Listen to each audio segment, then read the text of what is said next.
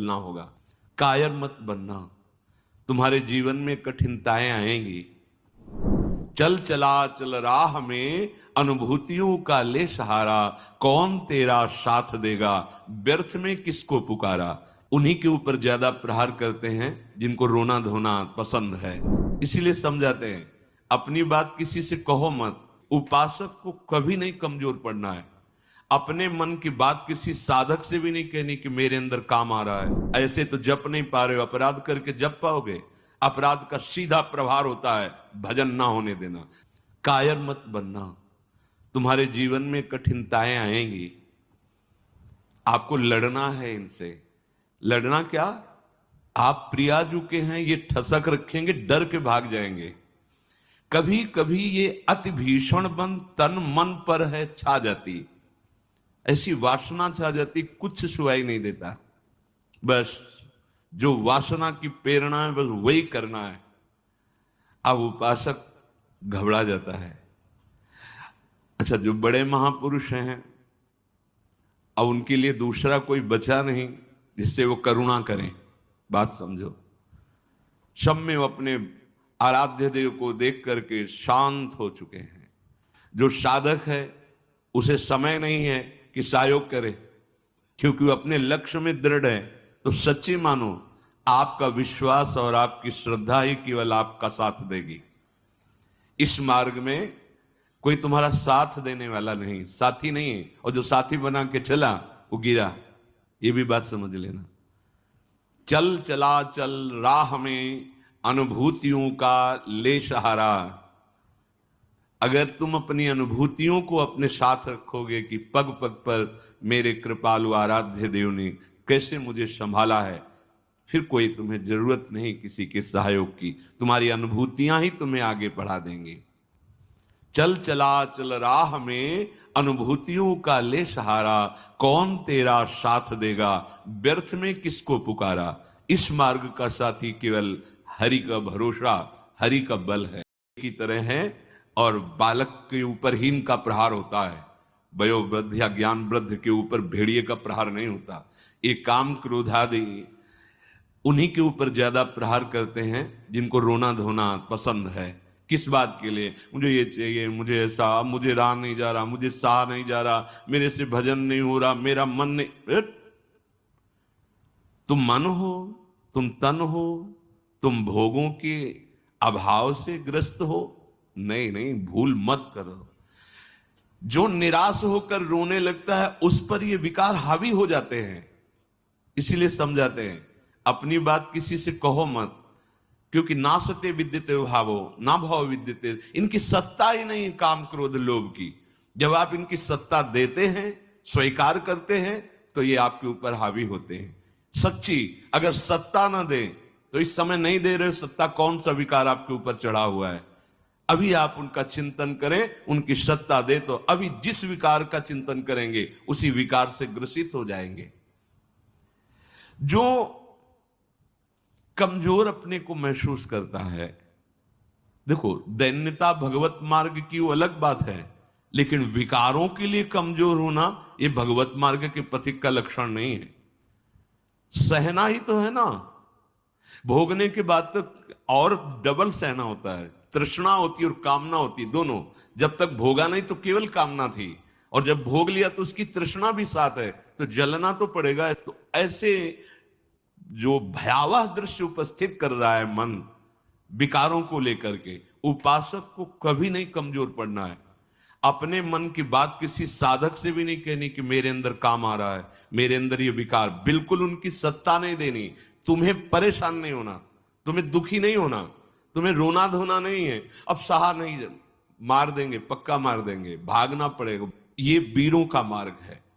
हो भयभीत छोड़कर साहस, जो का पुरुष भाग जाता। का पुरुष कहते हैं कायर पुरुष को। इस मार्ग से अब हम नहीं, अब हम भोगों के लिए जा रहे हैं, तो जाओ।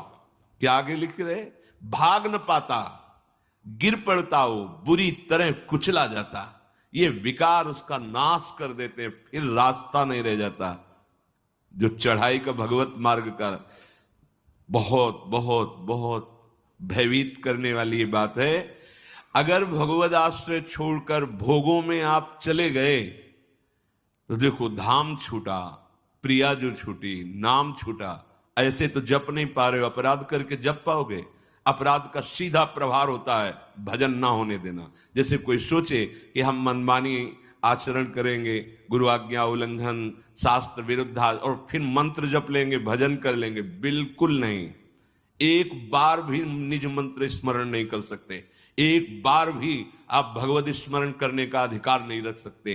पापवंत कर सहज स्वभाव, भजन मोर ते भाव न काऊ, जो पे दुष्ट हृदय सोई होई, मोरे सन्मुख आओ की सोई। लड़ना है, बड़ो ही कठिन है भजन डिग ढरिबो। जैसे एक शूरवीर योद्धा सामने से वार सहकर कदम आगे बढ़ाता है, ऐसे तुम्हें वीर योद्धा की तरह चलना होगा। कायर पुरुष की तरह भाग कर जाओगे तो कुचले जाओगे, और अगर धैर्य पूर्वक रहोगे तो कह रहे हैं पर जो कर विश्वास ईश्वरी बल पर, सम्मुख डट जाता। अब तुम मरना है, चाहे जितना कष्ट हो, मृत्यु से भयानक कोई कष्ट नहीं होता। अब मुझे श्री जी की प्राप्ति करनी है, जितना दुख चाहो प्रभु आप दे लो, आप दे लो, छूट है आपको, जितना दुख चाहो। इतना तुम्हारा सोचना होगा कि दुख भाग जाएंगे। कोई दुख छुएगा कर लिया कि अब सारे दुख मुझे भोगने हैं, पर हम प्रियाजू को, प्रियाजू के नाम को, प्रियाजू के धाम को, प्रियाजू के चरणारविंद की उपासना को कदापि नहीं छोड़ सकता। कुछ भी हो जाए सब डर जाएंगे, काम क्रोध लोभ मोह मद मत्सर। पर हम कायर पुरुष जैसा आचरण कर बैठते हैं, गलती हो जाती है कि हम विषय सेवन में ही शांति का अनुभव करना चाहते हैं। हम चाहते हैं अगर हम ये विषय सेवन कर लें तो हृदय शांत हो जाएगा, जलन मिट जाएगी, कुचले जाओगे, परमार्थ से बहुत दूर कर दिए जाओगे, आपको पता ही नहीं चलेगा। माया का खेल ऐसा है, पता थोड़ी चलता है कि हम भ्रष्ट हो गए, पता थोड़ी चलता है कि हम इतने नीचे उतर गए। जब कोई महात्मा आपको दर्शन कराएगा कि आप कितने नीचे गिर गए, तब आपको पता चलेगा। गिरते समय पता नहीं चलता। माया का ऐसे ही भक्ति का खेल है, चढ़ते समय पता नहीं चलता कि कितनी ऊंचाई पर आप चढ़ते हैं। जब गुरु कृपा से कहीं ऐसे द्वंद्व उपस्थित होते हैं और उन द्वंद्वों पर आपका हृदय विचलित नहीं होता, तब पता चलता है कितनी कृपा भक्ति की है कि हमें इस ऊंचाई पर बैठा दिया कि मान अपमान, लाभ हानि, दुख सुख, ये हमारे ऊपर कोई प्रभाव नहीं डाल पा रहे। पर ये डट वही सकता है जिसने अपने जीवन का लक्ष्य निश्चय कर लिया है। श्रीपाद करें राधा दास्य, मुझे श्री जी चाहिए। जिसने मन में ये निश्चय कर लिया कि अब मुझे प्रियालाल चाहिए, तो अब उसकी चाह में इतनी सामर्थ्य होती है कि सबसे लड़ सकता है। जैसे धन की चाह आने पर चोरी करने के लिए भी उतारू हो जाता है, हिंसा करने के लिए भी उतारू हो जाता है, उसको कुछ भी डर नहीं लगता। एक धन का लोभ चढ़ता है तो प्राणों को सौंप दिया, भय को बिल्कुल रौंद दिया, और जैसा भाव बना वैसा कर बैठा। और आप प्रभु को चाहते हैं और आपको डर लगता है। आप परम धन श्री लाडली जी के गोरे चरणारविंद की प्राप्ति करना चाहते हैं, तो अब अपना अधिकार, अपना पन, अपना महत्व श्री लाडली जी के चरणों में। हे प्रभु, हे प्रिया जी, ये प्राण, ये तन, ये मन आपको समर्पित है। अब जैसा जी चाहे वैसा आप करो। यही है सुदृढ़ योद्धा भगवत मार्ग का। अपना अस्तित्व, अपना महत्व, अपना जीवन जब तक जीवन धन के चरणों में समर्पित नहीं करोगे, तब तक जो स्वामी श्री हरिदास जी महाराज करें, ज्यों ज्यों राखत हो त्यों त्यों रहियत हो हरि। जैसे आप रख रहे हो मैं राजी हूं उसी में, जोई जोई प्यारो करे। ये सिद्धांत, ये रोना धोना नहीं। ये जैसे कभी कभी उपासक वहां प्रश्न कर देते हैं जाके, भजन में मन नहीं लगता, हमें लगता है हम इस मार्ग में चल नहीं पाएंगे क्या? आप चल रहे हो या गोद में बैठे हो? पहले निश्चय करो यदि चल रहे हो तो इतनी टांगों में दम नहीं है कि ये चढ़ाई तुम चढ़ पाओगे, तो गोद में बैठे हो तो चलने का तुम्हें डर फिर क्यों है। श्री हरिवंश प्रताप नाम नौका निज खेवक, भवसागर सुख तरत निकट हरिवंश जो सेवक। पहली बात तो तुम चल नहीं रहे हो, तुम गोद में बैठे हो। ये जो सौंप दिए मन प्राण तुम्ही को, सौंप दिए ममता अभिमान, जब जैसे जी चाहो बरतो अपनी वस्तु सर्वथा जान। ये चलने वाले पथिक का नहीं है, ये समर्पित पथिक का है। बैठ गया प्रभु के चरणों का आश्रय लेकर। दूसरी बात, कभी कभी मना स्थिति ऐसी होती है, वो टिकाऊ थोड़ी है। कबहू तो थोरो भजन, कबहू होत विशाल, मन को धीरज छुटे नहीं, गहन दूजी चाल। कभी कभी मन नहीं लगता है तो क्या, अरे वो स्थिति आई है, प्रमाद की स्थिति, तमोगुण के कारण कोई कुसंग बन गया, जिसके कारण ऐसी स्थिति आई है कि आपको डर पा रही है कि भजन नहीं होगा, हम पूरा जीवन निर्वाह नहीं कर। नहीं, ये तात्कालिक है, थोड़ी देर में कोहरा हटेगा और आप प्रसन्न मन से चल पड़ेंगे। हे प्रभु, ये जीवन मेरा आपके चरणों में समर्पित है, क्या परेशानी। हे नाथ, मेरा मन, मेरा तन, मेरा प्राण आपको समर्पित है, आप जैसा चाहो खेलो, मत सकुचाओ, अभी आपका है, आप जैसा चाहो। फिर आप शिकायत कैसे करें, फिर आपका प्रश्न कैसे बनता है। ये जब तक मेरे मेरे मेरे तब तक नहीं हटा पाओगे। और ये आपको दिया, अब इसमें काम रखो या आप रहो, इसमें प्रेम भरो या आप इसमें विकार भरो, आपको पूरी स्वतंत्रता है नाथ। उसी दिन से आप देखेंगे मन निर्मल होने लगा, क्योंकि जब तक अहंकार रहता है तभी तक ये सारे विकार आक्रमण करते हैं। अहम प्रभु के चरणों में समर्पित हुआ कि वो दिव्य निर्मलता, दैवी संपदा के भागवतिक सद्गुण अपने आप आने लगते हैं। जिस समय आप ही हमारे मोक्ष हो, आप ही हमारे बंधन हो, आप ही हमारे साधन हो, आप ही हमारे साध्य हो, आपसे ही सब कुछ है। अब हमारा अभी अभी निश्चिंत हो जाओगे, अभी निश्चिंत हो। आपको क्या परवाह, जब आपने अपने आप को प्रभु के चरणों में समर्पित कर दिया तो अब जिम्मेवारी प्रभु की है। पर आप समर्पित वाणी से केवल कह रहे हैं, अभी अहम है। आपको पता लग रहा है कि भगवान पता नहीं संभालें कि न संभालें, गति बनेगी कि नहीं बनेगी, पता नहीं लाभ मिलेगा कि नहीं। ये शरणागति का लक्षण नहीं है। छूटे सभी अन्य आश्रय, अब मिटे सभी संबंध अनित्य। ये जो अनित्य संबंध है, हम लोग समझते हैं कि बाहर से बाबा जी बन जाने पर छूट जाते हैं। भ्रम में मत रहना, ये किसी कपड़ा बदलने से छूटने वाले नहीं है, ये अंदर की बात है। जो जड़ चेतन का संबंध है, ये अंदर का संबंध है।